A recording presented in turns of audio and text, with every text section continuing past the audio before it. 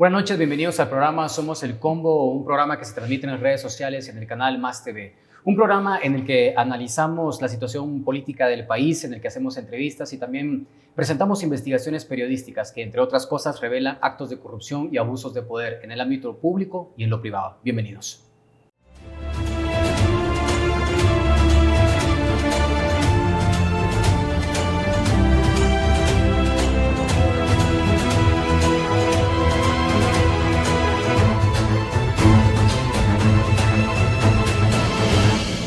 Es un gusto que nos acompañen esta noche y como parte del proceso electoral 2023 estamos entrevistando a candidatos a la presidencia para que usted conozca a estas personas, para que conozca sus planes de gobierno, a los partidos políticos y también para que analicemos un poco lo que está pasando en la coyuntura guatemalteca. Recuerde que nos pueden seguir en las redes sociales. Acá abajo en pantalla aparecerán las distintas redes sociales de Marvin del Cid, de Sony Figueroa, del canal Más TV y de Somos el Combo. Esta noche nos acompaña el candidato presidencial del partido Voz, Manuel Villacorta. Se le hizo la invitación también al candidato a la vicepresidencia, Jorge Mario García, pero lamentablemente no pudo asistir por compromisos ya programados. Buenas noches, Manuel. Buenas noches, gracias, Marvin. Bienvenidos a Somos el Combo. Muchas gracias. Y empiezo con la primera pregunta, Manuel. ¿Por qué decide ser candidato a la presidencia? Ok, gracias, Marvin. Gracias, Sony, por la invitación.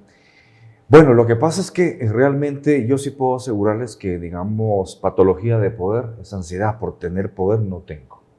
Vivo de mi empresa, una empresa que fundé hace 8 años, pues que me da para vivir en una forma honrosa y pues podría continuar con ello. Lo que pasa es que toda mi vida estaba vinculado con el tema del área social, ¿verdad? Tengo la experiencia de haber dejado a Guatemala por violencia, precisamente en el proceso de paz. Estaba trabajando en apoyo al programa de Naciones Unidas para el Desarrollo. Dejé Guatemala por violencia con mi familia. Bueno, pues termino de ser embajador en Israel por 1 año y meses. Renuncio cuando llega Portillo y el FRG al poder. Viajamos a España, donde yo termino mis estudios doctorales. Y luego vivimos 10 años en Estados Unidos, donde conozco el tema migrante, en carne propia, lo vivo, este proceso de ajuste. Así es que he estado vinculado con el tema social desde siempre, pero mi deseo de regresar a Guatemala era latente. Así es que regreso, entrego mis documentos en el consulado, les digo, señor, muchas gracias por mi green card, yo me quiero quedar a vivir en Guatemala, mis hijas se quedan allá, solo quiero una visa de turismo, que en efecto me la dan y es con la que me muevo. Tomé la decisión de regresar a Guatemala porque el compromiso, por la pregunta, Sony, era, tenemos que trabajar por el país.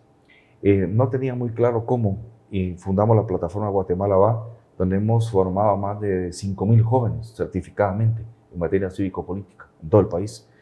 Y se cruzaron las elecciones pasadas en el 2019, participé, ya tuve una experiencia puramente orgánica, y ahora nuevamente pues la inquietud estaba, varios partidos me hablaron de la posibilidad de poder ser su candidato, y finalmente tomamos la decisión con el equipo de la plataforma que fuera con el partido Voz. Ok, y una pregunta que se hacen muchas personas y también pues nosotros, ¿verdad? Para que nos puedas comentar un poco, ¿quién es Jorge Mario García, el candidato que te acompaña en este caso a la vicepresidencia? ¿Cómo se decide que él llega a ser el candidato que te va a acompañar en el binomio? Jorge Mario García es un joven, tiene 44 años, él es miembro de la plataforma Guatemala Va desde que la fundamos hace 4 años. Nos ha ayudado mucho en los temas de formación y tiene un gran manejo del tema de informática, ¿verdad? Okay. Internet, cibernética, todo esto. Él ha trabajado toda su vida en el tema bursátil, tiene incluso una compañía que se llama Bursátil, que tiene oficinas en Centroamérica, Caribe y Estados Unidos. Se ha dedicado a trabajar en la bolsa de valores. Es una persona que conoce muchísimo la materia financiera, la economía. Y pensamos con el equipo político del partido que necesitábamos llevar a alguien joven que conociera mucho ese tema, la informática, lo económico, y se me ocurrió perfilarles a Jorge Mario. Okay. Platicamos y fue la forma como él se incorpora al partido y ahora como compañero de fórmula. Ok. Así es. Bueno, buenas noches, Manuel. Hola, Marvin. Buenas noches, bienvenido a Somos el Combo. Gracias. Pues ya hace días que queríamos hacer la entrevista, pero no se había dado por algunas circunstancias de tiempo y a veces la agenda se aprieta mucho, ¿verdad? Pero bienvenido al programa. Gracias, Mari. Obviamente hay un amplio abanico de candidatos, ¿verdad? Que compiten por la presidencia. ¿Qué ofrece el partido Voz más allá de tu experiencia, el partido como tal que ofrece? Bueno, mire, esa es una pregunta muy buena, Marvin. El partido Voz en este momento tiene ya algo así como 115 candidatos a diputados, 82 candidatos a alcaldes. Debo decirles que entre el 30 y 35% son mujeres. Okay. Tiene más de 30,000 afiliados, de los cuales el 80% no llega a 30 años. El partido Voz lo fundan pues los diputados que constituyen también el grupo parlamentario de oposición. Hay que recordar que ellos eran parte de la UNE, pero no estaban satisfechos con la conducción del partido con Sandra Torres, que lo llevó a la corrupción y al clientelismo, eso es claro. Trataron de luchar, ahí están los antecedentes en las cortes, no pudieron, entonces no claudican y se van a fundar el partido Voz, ¿verdad? El partido, hubo un momento que ellos mismos pensaron que ya no pasaba, las presiones eran tan grandes que dijeron no lo vamos a lograr. Sin embargo, persistieron y lo logran. A mí me gusta mucho este equipo, el grupo parlamentario de oposición, que obviamente la partidocracia corrupta, la vieja política, los acusa de ex-UNE, de tránsfugas, de un montón de calificativos. Ellos pudieron haberse quedado, como están los de diputados de Sandra, calentando banca y haciendo dinero. No, ellos prefirieron enfrentarla. El grupo parlamentario de oposición, Orlando Blanco, Carlos Barreda, Oscar, Jairo, Karina y Aldo, han denunciado, por ejemplo, es un grupo que ha denunciado fuertemente la corrupción, como ustedes. Ellos denunciaron el tema de la alfombra rusa, denunciaron el tema de la compra de las vacunas, denunciaron lo que estaba haciendo la minera en Izabal, entre muchas otras cosas, los 67 millones malversados en el reciente hospital de Chimaltenango. Ellos han interpelado ministros, yo los acompañé como coordinador del plan de gobierno en un principio, a visitas a comisarías de la policía, a hospitales, a escuelas, y lo han hecho con mucha fuerza, estamos amenazados. Aldo, con más de 60 intentos de quitarle el antejuicio, imagínense ustedes, ¿verdad? ¿Cuál ha sido el pecado? Denunciar la corrupción.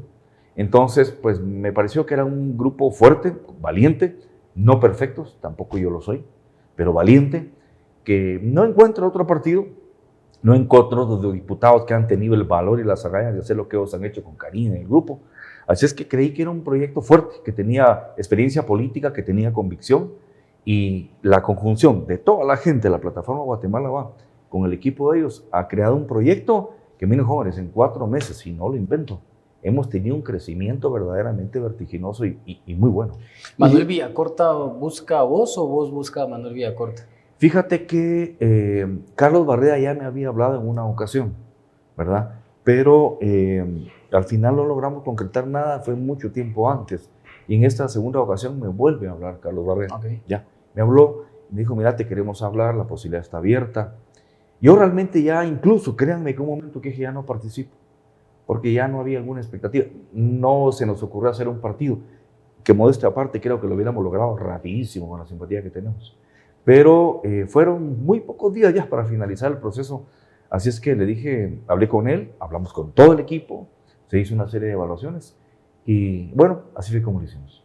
Bueno, la siguiente pregunta la quiero dividir en 2 partes. Entendemos que sos empresario actualmente. ¿Parte del dinero que genera tu empresa va para la campaña o no? No, fíjate que mi empresa es una empresa realmente modesta. Mi campo son las ciencias sociales, ¿verdad? Apasionante. Pero realmente yo pude haber sido ingeniero. Me encanta la ingeniería, me fascina la ingeniería. Y para sobrevivir en Guatemala las ciencias sociales no te dan. Así es que cuando vine, por experiencia que tuve como migrante, allá trabajé vendiendo carros, haciendo taxes en los supermercados, allá están las declaraciones de impuestos ante el IRS. Claro. Ahí están, ahí se puede ver, ahí no miente uno. Fui sustituto teacher en escuelas, llegué a ser profesor, luego ya como catedrático en el UNT en Texas. Pero cuando vengo aquí, y como hice todo esto, ¿verdad? Se me ocurrió entrarle a esta empresa. Hice el primer elevador en una forma más o menos empírica, diríamos, técnica pero empírica. Y un amigo que tenía un periódico en Carretera Salvador, digo nombres, Carretera News, muy querido, me publicó un anuncio. Y me empieza, sin comentarme, por ayudarme, me empieza a llamar gente, mire, venga porque quiero un elevador. Y entonces crece la empresa, ¿verdad? Elevadores GCG de Guatemala. Tenemos ya más de 160 elevadores hechos, y de eso he vivido. Ahora, no, Sony, estábamos con ese problema de cómo financiar esto. Entonces se nos dijo, hay que ir al Tribunal Supremo Electoral, que yo no entiendo mucho de eso, pero que una tarjeta de débito, que hay que abrir un libro contable, que el partido... Sí, es una cosa complicada. Me dijeron, Manuel, no te metas, dedícate a la campaña, nosotros vamos a ver cómo lo hacemos, y así es como lo estamos financiando. Ok, pero ¿quién financia realmente el partido vos? Los diputados que mencionaste al principio, empresarios, y si hay empresarios, ¿qué empresarios? Los diputados, mira, yo puedo hablarte por los diputados. Cualquiera de ustedes que son buenísimos para la investigación pueden ir a pedir los libros. Okay. Fuertemente son los diputados, los que están financiando, cada uno va poniendo de sus salarios. Sí. O sea que si hay que pedir explicaciones de quién financia a vos, habría que pedirse a los diputados. A los diputados. En mayor medida, ¿verdad? Así es. Pero obviamente, seguramente hay empresarios también, ¿verdad? Mira, hay gente que está llamando. Yo tengo cargado mi teléfono de gente que me dice, Manuel, tengo 3 camioncitos, yo lo quiero poner al servicio del partido, yo no cobro nada. Gente que me dice, Manuel, ¿dónde puedo mandar a hacer unas 4 mandas? Y no le doy seguimiento porque no conozco cómo es el tema, además no es mi función.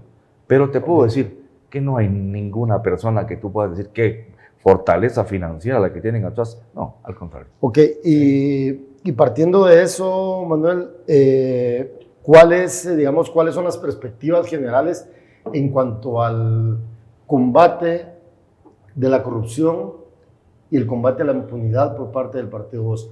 Uno de los grandes problemas de esta sociedad, y que pareciera ser que avanzamos un paso y retrocedemos 5, ¿verdad? Porque los niveles de impunidad son terribles en Guatemala. Sí. Mira, Marvin, desde mi perspectiva, que no he tenido, digamos, la posibilidad de ser diputado y ser autoridad electa, pues yo he denunciado, ustedes pueden revisar todos mis artículos de prensa, las conferencias, las entrevistas, yo he denunciado frontalmente la corrupción en Guatemala hasta donde he podido. Ahora, los diputados, no solo la han denunciado, sino la han combatido con hechos. Han tenido persecución por eso. ¿Cómo nosotros creemos que se debe combatir la corrupción? Mira, empieza por quién dirige una institución. Yo lo he dicho claro, cuando yo designe a una ministra de salud transparente, responsable y bien capacitada en la materia, ya dimos un paso adelante. La cabeza, que es el centro del ministerio, es limpia, no puede ir con la corrupción. Ya estamos platicando con gente del gabinete. Les hemos ofrecido un sistema de información cruzada para detectar los puntos rojos de corrupción. Digamos en este caso, el Ministerio de Salud.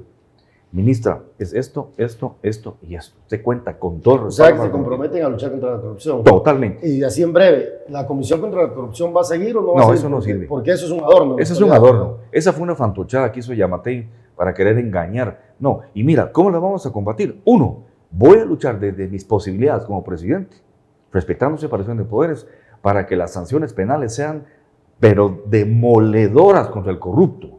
Porque la corrupción mata. Ok, lo vamos a anotar entonces, Sandy, porque es un punto bien importante. Y otra cosa, voy a luchar y que quede anotado que se instituyan las consultas ciudadanas vinculadas con la revocatoria del mandato. Okay. Aquel corrupto diputado, presidente o alcalde, si la comunidad 2 años dice vamos a una consulta y se le quita, se va preso por incumplimiento de funciones o por corrupción.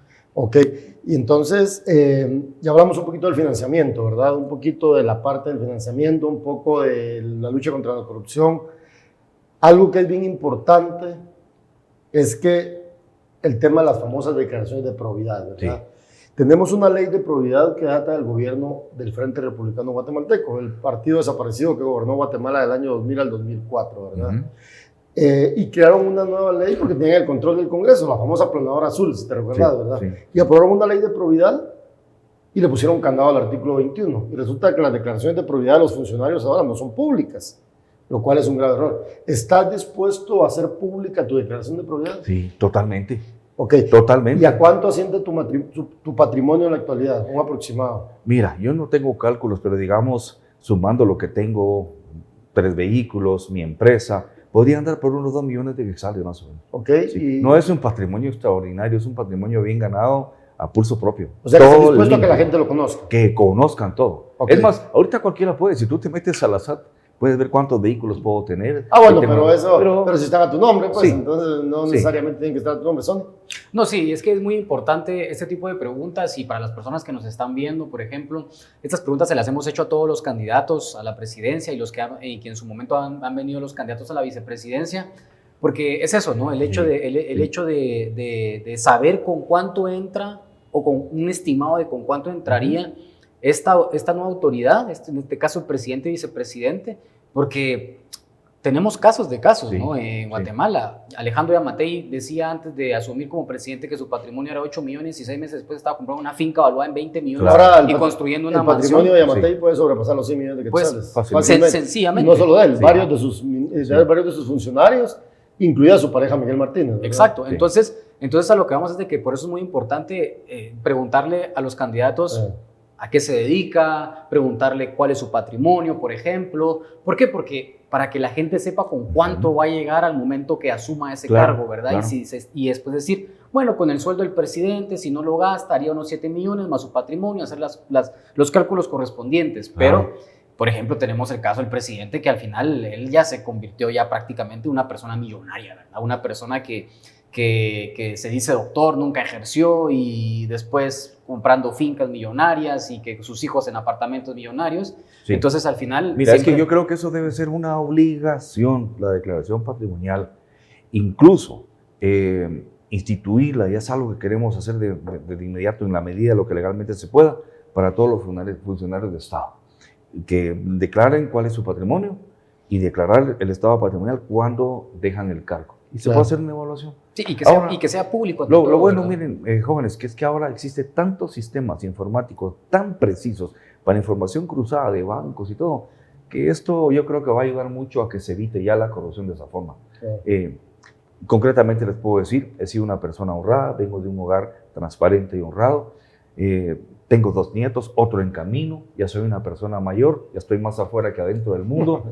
No crean que y he estado en escenarios de real poder, como cuando fuimos ahora en Israel, y ahí estás en el centro, en la meca del poder global. Es decir, realmente no me perturba nada lo que es poder. Tenga la garantía que en mi caso, lo que quiero es servirle a mi país y lo vamos a demostrar. Bueno, ya lo oyeron, ¿verdad? Eso es parte de lo que menciona Manuel Villacorta, hablando un poco sobre, porque al final digamos de que también aquí han venido candidatos que no han tenido experiencia en la administración pública, que quizás su preparación académica, no existe preparación académica para ocupar un cargo como la presidencia de la República, ¿verdad? Que no es cualquier cosa, ¿verdad? Es dirigir prácticamente una nación. ¿Cuál es tu experiencia en la administración pública o tu experiencia que tenés para que la gente lo conozca? Bueno, mira, digamos en administración pública he trabajado como consultor para varios organismos internacionales en materia de política pública. También fui, y esto realmente pues es una osadía decirlo, fui contratado como asesor del doctor Jorge Mario García Laguardia cuando él era procurador de los derechos humanos. Pues es una arrogancia porque ser asesor de alguien del nivel que él tenía, pues realmente no. Lo apoyé en todo, sí, ¿verdad? Reconozco la capacidad del doctor. Para mí fue el mejor procurador de los derechos humanos que ha tenido Guatemala, un constitucionalista.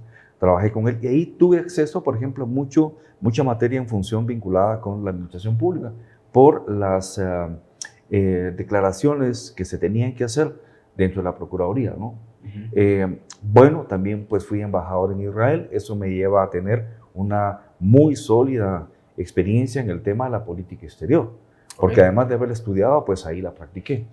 Pero yo creo también que es importante, Sonny, no solo manejar la teoría administrativa del Estado, sino conocer también toda la problemática nacional, que creo que la conozco, y las soluciones que deben plantearse a esos problemas en función a un diagnóstico muy preciso. Es decir, ahí está mi obra, varios libros publicados, más de 1000 artículos de prensa, entrevistas, todo girando en relación al Estado, al tema social y al desarrollo económico. Así es que creo, honestamente, que tengo la capacidad, tengo carácter para poder tomar decisiones cuando haya que tomarlas sin que me tiemble la mano, siempre respetando la ley. Pero además, tengo la capacidad de gente valiosa a mi alrededor, en cada una de las materias donde reconozco no tengo el conocimiento que otras personas sí pueden tener. Esta noche entrevistamos al candidato presidencial del partido Voz, Manuel Villacorta, quien nos habla sobre sus expectativas de gobierno, sus promesas y lo que pretende hacer al llegar al poder de ganar la presidencia. Invitamos también a Jorge Mario García, su compañero de fórmula, pero lamentablemente por compromisos previamente adquiridos no pudo asistir. Recuerde que nos puede seguir en nuestras redes sociales que le van a aparecer ahí en pantalla, Marvin del CID, Sony Figueroa. Déjenos sus comentarios, qué piensa del programa, qué preguntas quiere que hagamos a los candidatos, porque es importante conocer su punto de vista. Vamos a un corte y regresamos en breves momentos.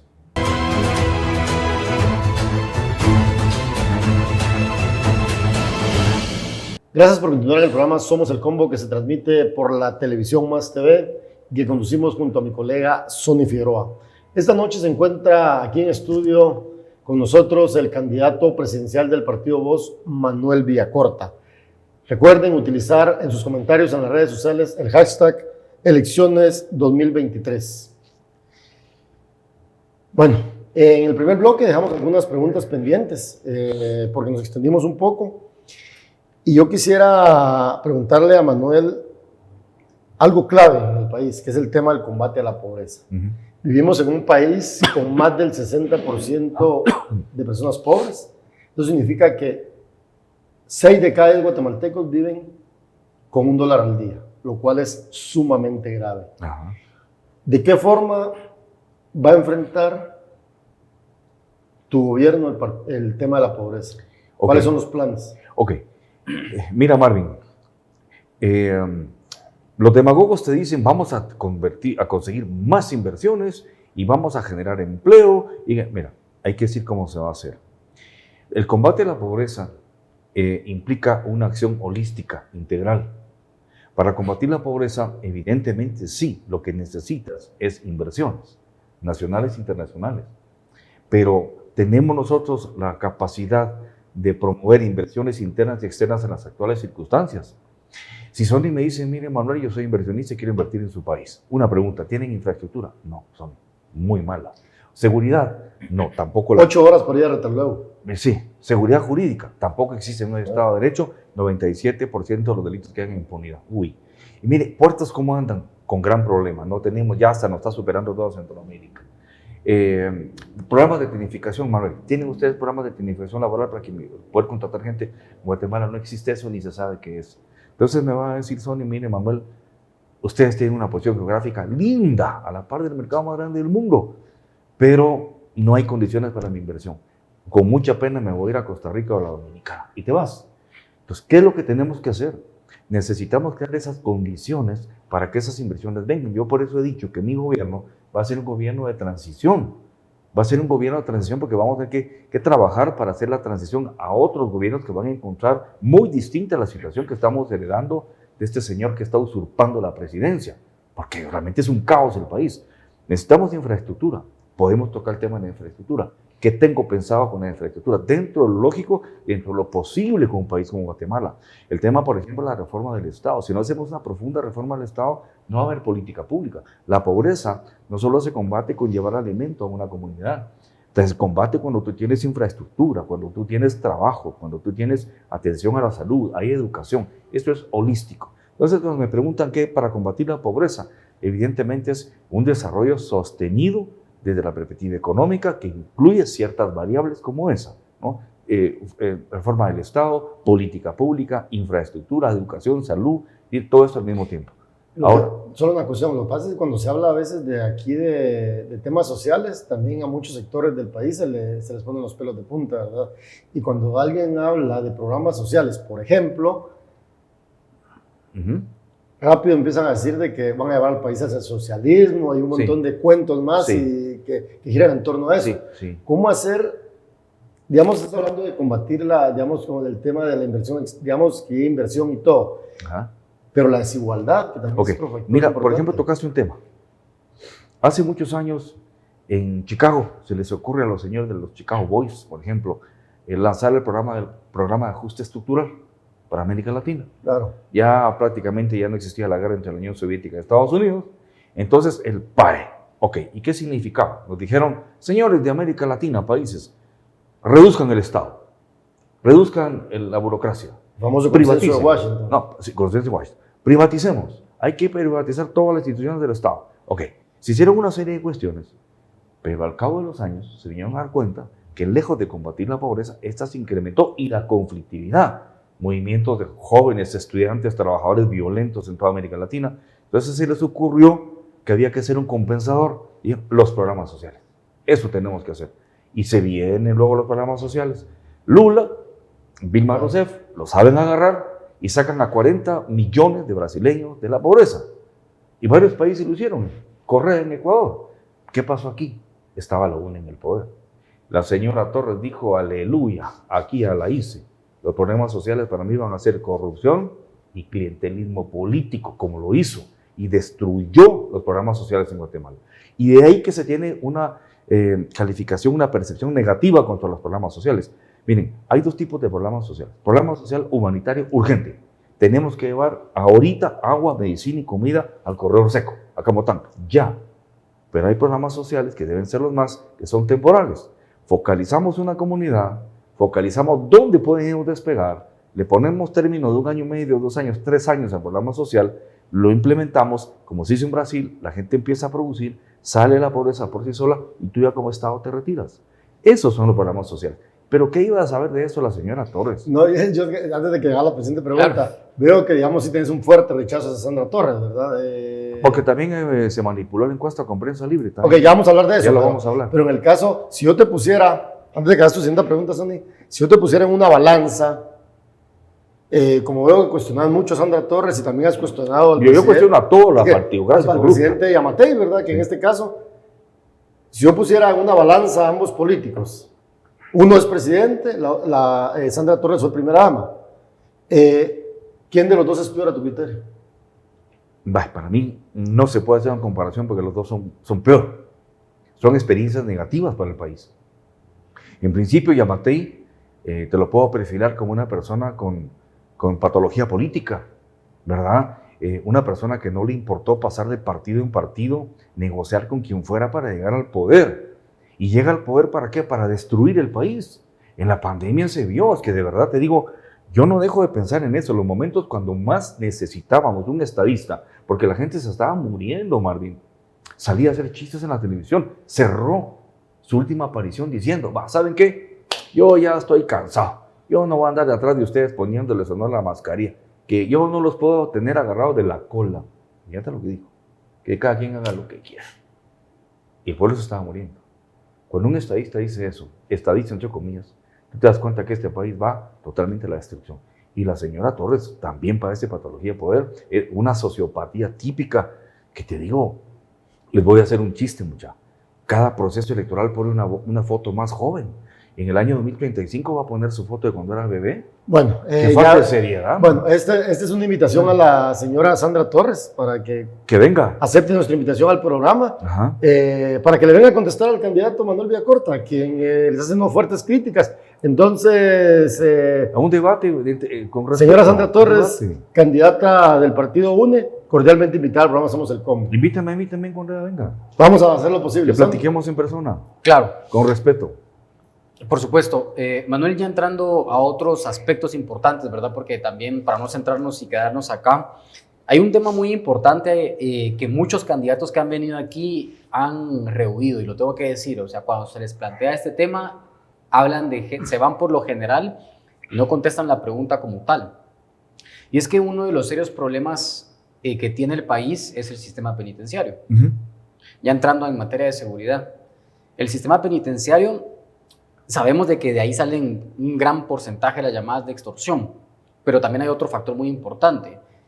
Mariscal Zavala, ¿verdad? Una cárcel, un complejo militar, y que adentro de ese complejo militar hay una cárcel en donde están políticos de cuello blanco, empresarios, narcotraficantes y todo, que gozan de muchos privilegios. ¿Qué harás con el sistema penitenciario y se acabarán esos privilegios para la gente de Mariscal Zavala? Totalmente. Yo te pregunto, Sony, ¿qué es lo que buscan cooptar los delincuentes, el crimen organizado? ¿Qué es lo primero que busca cooptar? El sistema de justicia. Y luego, las fuerzas de seguridad. Si un delincuente, mientras más poderoso sea, tiene influencia en el sistema de justicia y tiene influencia en las fuerzas de seguridad, ¿qué le garantiza? Impunidad. Yo no puedo ver el sistema de presidios aislado del sistema de justicia. Yo lo veo integrado dentro del sistema de justicia, donde yo te veo la Corte Suprema de Justicia, la Corte de Constitucionalidad, la Defensa Pública Penal, el Ministerio de Gobernación. Es decir, esto lo veo y el sistema de presidios. El sistema de presidios en Guatemala se ha convertido, es necesario en la teoría, porque es imposible considerar un sistema de justicia sin que tú tengas un sistema de presidios en donde vas a llevar al condenado a que cumpla la pena, bajo prisión. Es necesario, fundamental. Pero aquí esto se ha convertido en parte orgánica de una lealtad delictiva. Así como se usufructa esto, se coopta y se prostituye, fue con el MP, con los tribunales, con todo, con la Corte de Constitucionalidad hoy. Entonces yo no lo miro aislado, lo veo como parte de todo el sistema. Ahora, ¿que funciona? Para nada. El famoso principio filosófico de un sistema de presidios, que es la recuperación del reo, regenerarlo, ¿verdad? Para hacer de él después una persona útil a la sociedad, aquí no existe, por el contrario. Tú estás hablando de algo aberrante. ¿Cómo puede ser que en Guatemala haya, hasta en los estancos del sistema de presidio, un estanco VIP y un estanco que es para criminales? Y si tú no tienes los recursos para pagar un estanco VIP, ¿a dónde vas a ir a parar? Ese no es un sistema de rehabilitación. Aquí, ¿qué ha pasado? Que este es el pretexto para decir que se tiene todo un sistema de justicia, pero no es cierto. Este es un hospedero de delincuentes temporales que ingresan y salen cuando quieren. Ahí tenemos el caso de Byron Lima, Villacorta no rehuye. Eso fue un privilegio para que él lo tuviera a su servicio. Es una mina. Ahí se maneja la operatividad de los criminales. Comandos que salen para acá, que salen para allá. Las extorsiones es un cáncer. Es una metástasis que ya se expandió. Levantar, recoger eso en la sociedad va a costar, porque ya hizo una economía subterránea. Y hay muchas familias que viven de eso, producto de que no hay justicia. ¿Y qué hablas, por ejemplo, de los pactos delictivos, como se dieron en El Salvador, por ejemplo? Y que también se dan acá. Que la mafia le dice a las fuerzas de seguridad, dame la zona 18, no te metas, déjamela a mí. Yo te voy a encargar de pasarte bajo la mesa tus centavos. Y no hay policía. ¿Quién cuida ahí? Estamos regresando a aquellas imágenes de los Estados Unidos de los años 20 con las mafias sicilianas. Es decir, yo no puedo ver aisladamente el tema de presidios si no lo miro con el sistema de justicia. Es todo un integrado. Ahora, que esto hay que modificarlo definitivamente y tiene que haber equidad. Todos los presos, sea quien sea, sin diferencia, van a dar ahí. Porque como dice Galeano, es que en nuestros países la justicia es como la serpiente. Solo muerde al que va descalzo. Al que tiene buena bota no lo muerde. Eso no puede ser. Si bien es cierto que yo no tengo una injerencia como presidente por separación de poderes en esto, vamos a incidir hasta donde sea posible con otros diputados y en lo que yo pueda en cuanto a iniciativa de ley para que esto se cambie. Eso sí tiene que ser. Y con el tema de la Policía Nacional Civil, ¿cuáles son tus planes? Tomando en cuenta que es una institución seriamente cuestionada y cuando a alguien se le habla de la policía, lo primero que dice, corrupta. Sí. Mira, yo he tenido la oportunidad de estudiar el tema de la seguridad. Cuando estuve embajador en Israel tuve mucho acceso a informes de seguridad muy buenos, globales, ¿verdad? Y técnicas de seguridad las conozco. Tengo una información muy buena y contactos con ellos y me sigo actualizando. La Policía Nacional Civil es una figura muy peculiar. Tú tienes 34,000 policías en este momento, pero resulta que no son 34,000 policías en este momento en la calle, es la mitad. Tenemos realmente 17,000 policías, porque mientras 17,000 policías están descansando por un turno que hicieron, tenemos a 17,000 en las calles. 17,000 policías para 20 millones de habitantes es ridículo, absurdo. Esa es la tasa más baja de policía por cada 100,000 habitantes en el mundo. Yo quiero llevar por lo menos a 50,000 elementos de la Policía Nacional Civil cuando yo termine mi mandato. La Policía Nacional Civil, para mí, tiene que trabajar particularmente en el tema del combate a la delincuencia común, no organizada. Para mí, ahí tenemos que hacer una división muy clara. Podemos hablar de las Fuerzas Armadas, que tengo un perfil de lo que tiene que hacer el ejército, pero la policía debe combatir fundamentalmente la delincuencia común, que también tiene estancos complejos y más sencillos, ¿verdad? Claro. Bueno, eso. Otro aspecto fundamental es retomar las estructuras del Ministerio de Gobernación, particularmente la Policía Nacional Civil, que están en condiciones deplorables. Ustedes han ido a verlas. ¿Cómo viven los policías ahí? Claro. Tirados en el suelo, sin un comedor, sin una cocina, sin equipo bélico. Tienen que comprar esos uniformes, endeudados por las tarjetas de crédito. Es decir, en condiciones que se les debe rescatar. Y en el caso del ejército, así en breve, ¿cuál será la función del ejército? El ejército... Está establecido en la Constitución, pero... Mira, fundamentalmente te voy a decir, yo he trabajado ya de hace algún tiempo en elaborar la noche de insomnio, me pongo a trabajar en una nueva doctrina militar. Ya es tiempo que el ejército de Guatemala dé un paso hacia adelante, se represtigie y sea un orgullo para Guatemala tener unas fuerzas armadas de primer nivel. Ya pasó el conflicto armado interno, mi gobierno va a ser un gobierno de unidad, de reconciliación. ¿Qué voy a hacer? Tengo dentro de esa doctrina militar y la nueva operatividad castrense 3 áreas. La primera, ellos tienen que ser los encargados de cuidar todo el ámbito fronterizo de nuestros 108,000 kilómetros cuadrados. Son nuestros guardianes de la frontera para evitar el crimen organizado. 2, dadas las condiciones de Guatemala, topográficas, geográficas y naturales, se producen muchos daños, muchas catástrofes, tragedias, producto de un fenómeno natural y condiciones socioeconómicas pobres. Cuando alguien dice desastres naturales, te equivocado, no hay desastre natural.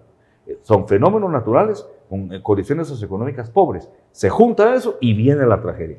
Yo quiero hacer del ejército de Guatemala el mejor ejército en América Latina para la atención cuando se produzca una tragedia en donde hay implicación de, bueno, lamentablemente, pérdida de vidas y destrucción de comunidades. Que sea el mejor, dotarlo incluso que pueda servir de ejemplo y de apoyo a otros países de la región cuando pase ese tipo de acciones. Tenemos las condiciones, tenemos muy buena tropa, oficiales muy bien preparados en la materia, dada nuestra topografía. Esa. Y la tercera que veo es, sí, una estructura de las fuerzas militares muy precisas en materia de inteligencia, de infiltraje, de capacidad operativa, con el mejor equipo y más moderno para combatir al crimen organizado. Es decir, esas son las 3 funciones que creo debe tener el ejército. No creo, y una vez se los comparto, jóvenes, en esa tontera de sacar a los soldados a patrullar a las calles. Ese es un error gravísimo. Para una cosa está la Policía Nacional Civil y las funciones del ejército que deben ser otras, mucho más calificadas. Bueno, la verdad que sí es bien interesante en el tema de seguridad. Bueno, al final, para hablar de seguridad, eso se podría dedicar un programa. Pero partiendo de esto, ya cambiando un poco de tema, en redes sociales hemos visto que ha sido muy crítico, cambiando ya del tema de educación, ha sido muy crítico del líder magisterial Jovial Acevedo. Has dicho que no vas a negociar con él. No. ¿No negocias con Jovial Acevedo? No tengo que negociar con él absolutamente nada. ¿Y cuáles son tus planes para mejorar la educación? Y esa pregunta de Sonny con la educación también tiene que ver que uno de los grandes problemas de este país precisamente es la educación, ¿verdad? Sí. ¿Por qué? Porque ahí empieza gran parte de la desigualdad, ¿verdad? Ahorita te contesto rápidamente. Mira, con el tema de Jovial Acevedo, yo no puedo aceptar la degeneración, y hablo claro, la prostitución del espíritu del sindicalismo. El sindicato del Estado obviamente está para velar por los intereses de los trabajadores, pero que no olviden los sindicalistas que su salario sale del pueblo, también hay una función social. Entonces, esos sindicatos deben de velar por sus intereses, pero también por los intereses de la educación nacional. Entonces, ¿cómo puede ser que haya 50 sindicatos en un ministerio? ¿Cuál es el perfil y el concepto del sindicalismo ahí? Yo debo respetar, porque la ley, cualquiera lo puede hacer. ¿Cuántos había en el Ministerio de Salud? ¿Cuántos sindicatos había? Como más de 60 también. Entonces, fíjate que aquí, yo lo que voy a hacer, en cuanto pueda, porque son tantos temas los que debo enfrentar, voy a citarlos a todos al salón más grande que pueda, con toda la prensa presente. Jamás en la vida, lo digo, Manuel Villacorta cumple lo que dice, voy a tener ninguna negociación a puerta cerrada con ningún dirigente sindical. Okay. Señores, traten de constituir 2 o 3 buenos sindicatos para que podamos hacer interlocución. Segundo, yo creo que el señor Acevedo ya es tiempo que se jubile, sin ninguna duda va a tener una jubilación muy tranquila y muy bondadosa. Entonces, que ya deje eso.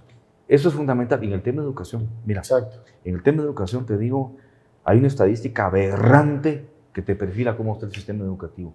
De 10 niños que entran a la escuela, a primaria, solo 3 llegan a sexto primaria. Sonny, ¿tú te puedes imaginar a 7 niños diciéndole adiós con su manita a la escuela? Porque nunca más van a regresar. La tasa de escolaridad de Guatemala promedio es segundo primaria. Mira, no funciona. Vamos a rescatar la infraestructura escolar, a reconstruir la infraestructura escolar. Hay 33,000, 34,000 escuelas y la mayoría en pésimas condiciones. Vamos a modificar el currículo base, el pensum de educación de primero primaria a diversificado. tengo la idea de que los maestros que se gradúan de diversificado deben tener la capacidad para ser maestros de primero a sexto primaria. Pero de primero básico a diversificado tienen que ser maestros, de ahí tomar la carrera magisterial más calificados.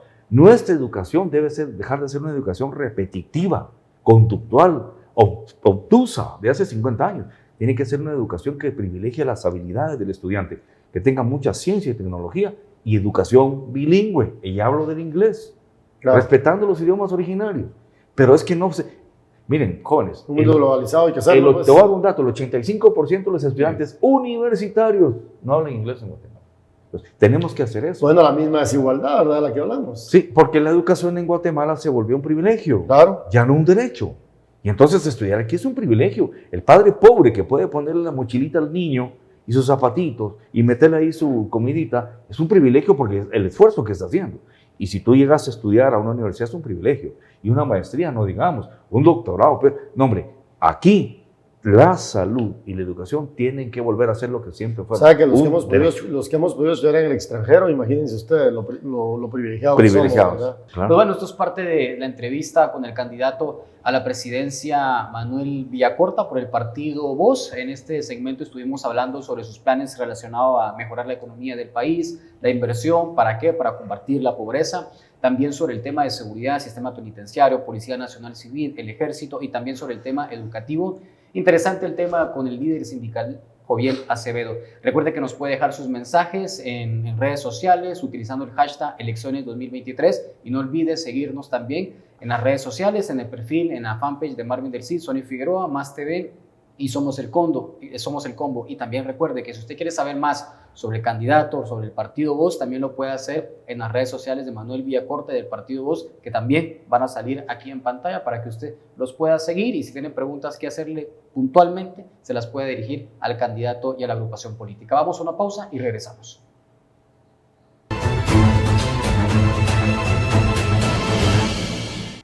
Gracias por continuar en el programa Somos el Combo, a quienes nos siguen a través de su televisión en los diferentes municipios donde llega el canal Más TV, también a quien nos sigue en redes sociales. Recuerden dejar sus comentarios, le van a aparecer nuestros nombres ahí en pantalla, Marvin del Cid y Sonny Figueroa.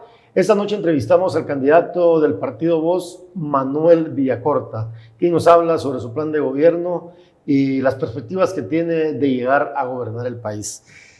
Hay un tema bien importante que yo no quiero dejar en el tintero, y es que a lo largo de este gobierno la relación entre periodistas y presidente y funcionarios del organismo ejecutivo y de otras instituciones ha sido muy malo, porque no hay respeto al trabajo periodístico. ¿Cuál va a ser la relación de Manuel Villacorta con los periodistas? Ok, bueno, mira, yo no puedo ostentosamente decirte que yo soy periodista, pero yo a los 20 años estaba trabajando en Diario El Gráfico y trabajé varios años ahí, haciendo mis suplementos, vendiendo mis anuncios, llenando los comentarios. Me he dedicado a ser columnista de prensa. Cuando estuve en el exilio, pues estuve trabajando con algunos medios de comunicación. Estuve trabajando con el Dallas Morning News en Texas, por ejemplo, y en un periódico hispano, Al Día TX. Es decir, a mí el tema de la comunicación no me es ajeno porque lo he tenido. Fui coordinador de comunicación y promoción para la Imperial Chemical Industries a nivel centroamericano. Es decir, es un tema que conozco, pero no tengo obviamente la calidad para decir yo soy periodista, ni comunicador siquiera, pero lo conozco. Mi relación va a ser con la prensa de mucho respeto, ¿verdad? Es decir, jamás va a ser una relación de agresión o de sometimiento, nunca. Reconozco que tengo un carácter fuerte y quizá eso a veces como que intimida un poco, ¿no? Pero eso no significa que yo no pueda respetar un planteamiento que eventualmente puede ser de fiscalización. ¿Cuál es la función que tiene la prensa? Básicamente es informar para contribuir a la formación de opinión pública. No obstante, en un país como Guatemala, donde no hay partidos políticos, ¿verdad? Un partido político representa una sociedad, toma poder político e intermedia aquí por esta sociedad. Pero como eso no se da, es la prensa. Yo lo he dicho, los periodistas en Guatemala tuvieron que incurrir en una función obligadamente que le correspondía a los partidos políticos. ¿Qué pasa en una comunidad? Porque yo viajo mucho. No hay agua potable, por ejemplo, en Chantla. Los habitantes de Chantla no van a llamar al partido tal o al partido tal. Llaman a la prensa. Mire, Marvin, mire, Sony, tenemos meses, aquí están los niños llorando, la prensa lo cubre y genera presión. Entonces, yo siempre miro hacia el futuro. Sé que voy a gobernar este país y que vamos a tener un buen número de diputados, pero lamentablemente la partidocracia corrupta todavía en estas elecciones va a meter un número importante. No vayas a fingir conferencias de prensa, como hace el actual presidente que finge conferencias de prensa y resulta que la hace solo con periodistas que no lo cuestionan. Es que esas no son conferencias de prensa, ¿verdad? Es que esas no son conferencias de prensa. Entonces, mira, hay muchas cosas que yo quiero hacer que sé que voy a necesitar del apoyo legislativo, pero la fuerza política que vamos a tener no va a ser suficiente. Entonces, para mí la prensa iba a jugar un factor clave. La prensa va a ser convocada todo el tiempo, yo diría que si se puede, todos los días, las señoras de la prensa, por favor, informen al pueblo que vamos a implementar las consultas ciudadanas con revocatoria de mandato.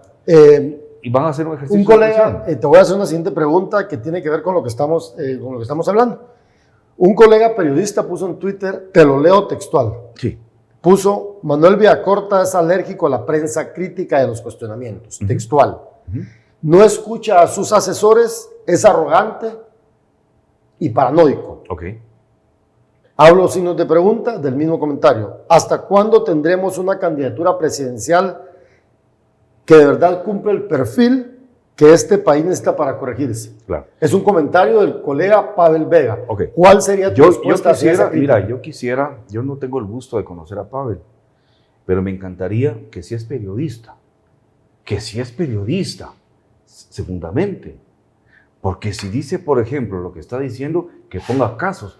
Por ejemplo, el caso de Manuel Villacorta con el medio tal en la fecha tal, que lo diga. O este caso, o este otro caso, o que este muchacho, con todo respeto, debe estudiar más los términos de psiquiatría, que es la paranoia. Yo no sé si tiene concepto que es paranoia, pero ¿cómo me puede acusar a mí de paranoia si ni siquiera me conoce? Yo no tengo ningún récord en ese tipo. Es decir, aquí lo que ves es una expresión que nace de la mala intención con el objetivo de querer dañar. No lo conozco. Me encantaría conocerlo. ¿Nunca has hablado con Pavel? Nunca. Que yo me recuerde, no sé quién es. Pero ustedes, por ejemplo, ustedes son periodistas que cuando dicen, sé que la burra es parda porque tengo los pelos en la mano. Ustedes son investigadores. Yo no sé, que presenten los casos. Porque si alguien me acusa a mí de que yo soy irascible con la prensa, el caso tal. Y es que te hacía esa pregunta porque yo creo que es importante porque obviamente puedas estar no de acuerdo con los términos que utilizó el colega Pavel Vega, pero él tiene el derecho de preguntarlo, ¿verdad? Claro. Y obviamente pues sus razones tendrá, pues... que nos las explique. Me encantaría que me lo dijera para que yo pudiera responderle en los casos específicos, porque no solo se trata de utilizar su adjetivo, ¿no? Hay que decir, en esto, Villacorta, ¿qué pasó? Que me pregunten. Yo estoy abierto. Oyes. Y sí, Pavel es periodista hace muchos años, ¿verdad? Por supuesto. Bueno, ya dejando un tema ahora acá, queremos enfocarnos en el tema de las encuestas, ¿verdad? Esta semana Prensa Libre publicó una encuesta en la que pone como punteros a Carlos Pineda, Sandra Torres y Edmund Mulet. Te pone en la posición 7 con el 3.1% de la intención de votos. Recientemente publicaste también un video en el que señalas de fraude el tema de las encuestas. ¿Por qué haces esta afirmación, Manuel? Mira, es una encuesta mal hecha y mal intencionada. Y ahora te explico por qué.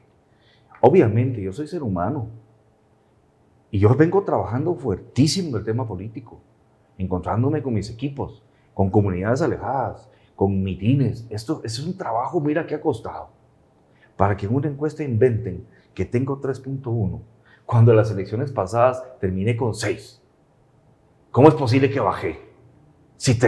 Y la gente que me encuentra, Manuel, yo voté por usted y ahora con más ganas voto por usted. ¿Cómo es posible que si tenía 6, ahora tenga 3? ¿Qué he hecho mal? Al contrario, llevo años con la plataforma Guatemala trabajando todo. He hecho campaña, he estado en entrevistas. Es decir, mínimo debería estar en lo mismo. Está bien, claro que me duele, soy ser humano. Claro. Si a ti te dicen tu trabajo no sirve, y miren, pues yo lo estoy haciendo bien. Bueno, dejemos lo personal, que lo reconozco, duele. Mira, dicen que hicieron 1.200 entrevistas. Sí, la ficha técnica es entre el 14 y... No, mira esto, 1.200 entrevistas en 237 poblados o comunidades. Eso sale, Marvin, por favor, a cuatro boletas por comunidad. Yo hago una entrevista en este edificio y vengo con 4 boletas, esas se me van en el elevador, man. O sea, esto no es representativo. Luego, dice que está escrito, mírenlo. Sí, ahí está, en la ficha 87% de las encuestas se hicieron en el nivel bajo social. Curiosamente, el nivel bajo, en esa brecha de internet, es el que menos internet tiene. Pero resulta que este señor Pineda, el tiktokero Pineda, aparece con una cantidad impresionante. Si el 87% se hizo en áreas muy pobres, donde ni siquiera energía eléctrica hay muchas veces, donde no llega el internet, ¿cómo es posible que el tiktokero ahí haya salido tan alto? Luego, mira, si yo hubiese sido del ejecutivo de Prensa Libre y veo esta encuesta hecha por ProDatos, les diría, miren señores, aquí tenemos problemas. 4 encuestas, 4 boletitas por una comunidad no es representativo. Y si el 87% de las encuestas se hizo en nivel bajo, ¿cómo es posible que el tiktokero salga así? Esto era para muy urbano. O por ejemplo, cabeceras. Bueno, ¿saben qué? No me convence, replanteémosla. Pero lejos de eso, aquí viene lo interesante. Todas las investigaciones que se han hecho, y los periodistas que ya los han hecho, he visto, han revelado y han demostrado que Pineda utiliza granjas de celulares. Eso está claro. Que Pineda utiliza booths, net centers, y cantidad de miles de perfiles falsos. Está probado. Los periodistas lo están diciendo en las investigaciones. Entonces, yo como dirigente de Prensa Libre, miren, jóvenes, la encuesta presenta per se falencias. Y luego estamos poniendo, según los resultados, a la cabeza a una persona que recurre a acciones no éticas, delincuenciales para estar aquí. Miren, si yo hago esto, estoy presentando una encuesta mal hecha y contaminada. Y ojo, la prensa informa para formar opinión. Si yo saco esto, voy a tergiversar el escenario real de lo político. Ahora, te digo, no debió haber sido publicada. Ahora, hay algo que a mí me interesa muchísimo. Sandra Torres es muy hábil. Les tocó ser la víctima en 2 elecciones. Le tocó ser la víctima cuando ella era el primer lugar, pero era el antivoto con Jimmy Morales. Le tocó ser la víctima y el antivoto cuando iba de segundo Yamatei. La señora lo entendió. Dijo, ahora yo quiero ir en el lugar de Jimmy Morales o de Yamatei frente al antivoto. Está feliz con esa encuesta. Y mira, curiosamente, sale el señor con no sé cuánto, ella por aquí y a todos los demás por aquí. Y hacia eso va mi siguiente pregunta. De hecho, yo lo puse en Twitter el día que salió la encuesta esta, ¿verdad? Yo decía de que muchas veces los políticos no están de acuerdo con las encuestas porque no los favorecen. Claro. Y cuando sí los favorecen, las encuestas son buenas. ¿Es este caso, Manuel? No, mira, yo te voy a decir, hemos hecho sondeos y yo sé que voy ya muy adelante. Te lo puedo decir y va a quedar demostrado. Mira esto, porque a ustedes les gusta la investigación. Claro, por supuesto. Fíjate que la persona encargada de prensa mía, que se comunica con los medios, anda viendo cómo se me dan entrevistas y todo, cómo se calendarizan los medios cuando me llaman a mí, por ejemplo. Miren, comuníquese con esta persona, ya tiene mi agenda y lo van haciendo. Hace ya varios días, ella se comunicó entre otros medios con Prensa Libre y les dijo, señores, ¿cómo va a estar el tema de las entrevistas? ¿Verdad? Porque yo quiero ver dónde puedo ubicar al doctor Villacorta. No le contestaban y no le contestaban. Pasada la encuesta, a las pocas horas, le mandaron este mensaje, que aquí está, de Prensa Libre, el jefe de información, y le contesta, hola, les seré muy honesto. A partir de la encuesta que hoy se publicó, sí vamos a realizar entrevistas con los candidatos, pero se decidió que por cuestión de fuerza y cobertura, será solo con los primeros 5 que encabecen nuestra encuesta. Por ahora no contemplamos una entrevista 1 a 1 con el doctor Villacorta. O sea que los señores de Prensa Libre están dejando a 18 candidatos fuera, porque su encuesta ya nos dejó fuera. O sea, solo van a ir los 5. Curiosamente los que tienen ahí. Esto se relaciona con la foto de los 5 que publicaron. Esto es una trama. Es que un medio de comunicación no puede hacer eso. Es un medio de comunicación, no es un medio político. Esto es toda una trama y la denuncié. Ahora, ¿Por qué Villacorta lo denunció? Porque si yo soy candidato, siempre me he tomado en serio los desafíos de mi vida. Si yo soy candidato es porque voy a pelear por la presidencia y porque la voy a ganar, jóvenes. Yo no estoy siendo candidato para ver qué gano en estos mesecitos. Yo no escondí la cabeza como lo hicieron muchos, sino todos los demás candidatos. Yo dije, no, en minuto yo voy a salir diciendo que esta encuesta es una encuesta contaminada y tendenciosa. Denle tiempo al tiempo. Pero con esta respuesta, dije yo, aquí ya no hay nada más que hablar. Está clarísimo, es parte de toda una estrategia, y aquí termina.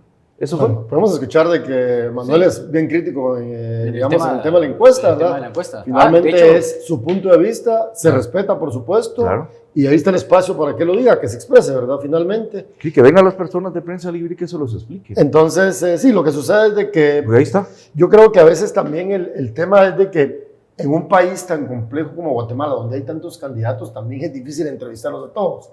Y no me estoy poniendo del lado de los colegas de Prensa Libre, obviamente ahí está la respuesta, la que diste. Pero, por ejemplo, en el caso de Somos el Combo, aquí es imposible traer todos los candidatos. Mira, yo entiendo en el caso de ustedes, pero Prensa Libre, que saca una edición diaria, perdóname, sí, completamente de acuerdo. Para 22 candidatos, del doble de días tienen. Pues. Pero bueno, ya vieron, señores, aquí está. Manuel Villacorta es crítico hacia el tema de la encuesta. La próxima encuesta, no sé cómo van a ser los resultados. A ver. Vamos a esperar a ver qué pasa. Yo quisiera hacer un llamado a los otros medios de comunicación a que esta mala experiencia desafortunada de Prensa Libre quede como ejemplo. La prensa está para informar y en ese hecho de informar están haciendo que la población, cada quien tome su criterio y se informe y tome opinión. Esa es la prensa, es que si no ya no es prensa, okay. Es la vocería de un partido, es la vocería de una empresa, eso ya no es prensa. La prensa tiene su obligación y para mí con esta encuesta sí puedo revelar que fue tendenciosa y es clarísimo. Aquí el objetivo era beneficiar a la señora Torres como la única que puede enfrentar al tiktokero y, by the way, como dicen los americanos, borrón y cuenta nueva que están atrás. Eso no es periodismo. Bueno, ahí está, amigos de Prensa Libre. No sé qué le van a responder al señor Villacorta, pero ahí está la crítica hacia la encuesta. Quiero que, para finalizar, quiero que me respondas en breve unas preguntas que le hemos hecho a los otros candidatos. Okay. Matrimonio entre personas del mismo sexo. ¿A favor o en contra? A favor de la unión civil. El matrimonio es un concepto de hombre y mujer establecido en todos los cánones del derecho familiar en todo el mundo. Unión civil, para que se respeten los derechos de ambos. ¿Qué planes en políticas a favor de la comunidad LGTBIQ+? Total respeto y aceptación. Les respeto y les acepto. No tengo ningún problema con la comunidad LGTB. El aborto. Totalmente en contra si se trata de una práctica social consuetudinaria, pero sí a considerarlo cuando son casos terapéuticos o por violación. ¿Legalización de la marihuana, sí o no? Totalmente en contra, no estoy de acuerdo que se legalice porque tenemos una población muy joven y hay una madurez intelectual, hay una madurez emocional y si no paralelamente a la legalización de la droga, tú llevas un programa de formación y de orientación a la juventud, pues estás poniendo frente a la droga. Ahora, en casos de dependencia específica con una droga, la persona que padezca eso sí debe haber un tratamiento específico con el Ministerio de Salud. Y por último, pena de muerte. Totalmente en contra. Es un disuasivo, no ha sido disuasivo en todo el mundo.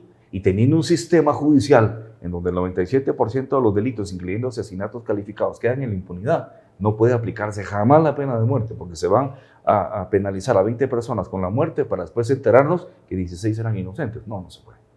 Por supuesto. Pues bueno, esto es parte de las entrevistas que estamos realizando en el programa Somos el Combo, como parte también de este aporte que hacemos a usted como ciudadana, como ciudadano guatemalteco, para que se informe de los candidatos, de los partidos políticos, sobre sus planes de gobierno. Y esta noche tuvimos acá al presidenciable del Partido Voz, Manuel Villacorta, con el que abordamos diferentes temas, desde seguridad, desde educación, también temas de inversión del país, incluso también hablando de la última encuesta publicada en el medio Prensa Libre. Así que esta fue la entrevista con el candidato Manuel Villacorta. Recuerde poner en sus comentarios qué otras preguntas le gustaría a usted que se le hagan a los candidatos que van a venir en las próximas entrevistas. Y por cierto, este es un mensaje para las candidatas Suri Ríos y Sandra Torres. La entrevista está hecha, la entrevista se le hace para que vengan a esta mesa a hablar sobre su plan de gobierno, pero también a responder algunas preguntas que tenemos para ustedes. Así que todo ha sido esto por esta noche y pues bueno, nos vemos el próximo jueves a las 19 horas.